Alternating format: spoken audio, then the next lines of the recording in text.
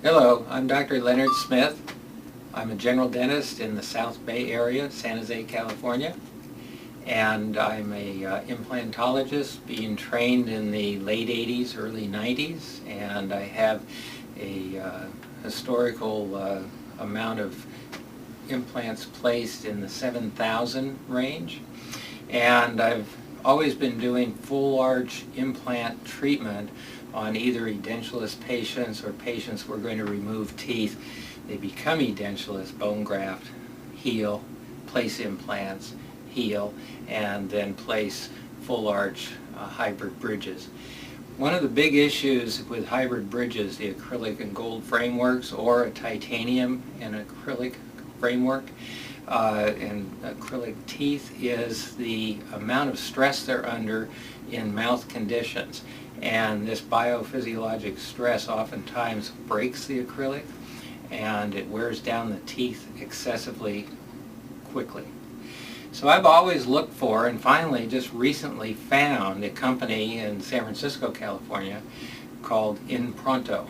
And Impronto is a company that has just come out with what I consider just a revolutionary 21st century protocol of digital imaging, not only the CT images and implant application, but also digitally imaging the impressions and taking the case to the implant surgery with a guided stent, a stent that is biophysiologically aligned with the patient's force vectors in the bone. Their CT algorithms that they have in their particular application program far exceed anything I've ever seen.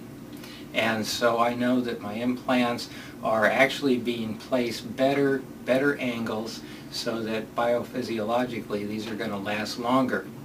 And that brings us to the final step, which is the final product. It's always been felt that a final bridge, if you will, a full arch implant bridge, could be done digitally without taking impressions. I think it's general knowledge that we know that this really never came to fruition, and now it has. And with the enhanced capabilities of the Impronto protocol, we're able to digitally mill not only the framework, but the teeth on top of the framework. So we have zirconia teeth, we have a pink porcelain at the gum tissue, and then we have the biologically designed or biophysiologically designed abutments. Now after the implants are initially placed, we could either load or not load those implants with a interim hybrid. But the point is that we're going to put on biophysiologic abutments, and these will sculpt the tissue so that when we get to the point of final restoration, we're going to have incredible tissue cuffs and much easier placement and much more comfortable to the patient. So I feel, as you can see on the screen behind me, on the left radiograph, this may look like a simple case, but this is a very complex case because this is a young person, so longevity is a great issue, and longevity of implant survival and also longevity of the restoration.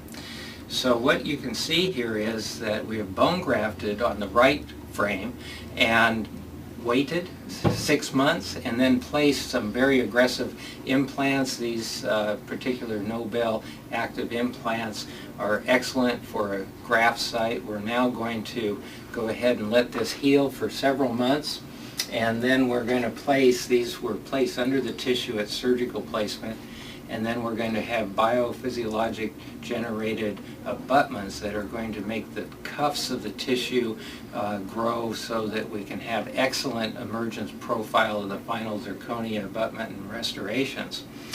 These implants were placed with a Impronto guided stent, so the whole process from start to finish, or A to Z, it has been done through the Impronto process, and it's coming along just beautifully. I would venture to say that this case could not be done without guided stent and biophysiologic alignment of these implant placement, the angulations of emergence, and also of the final restorations. Thank you.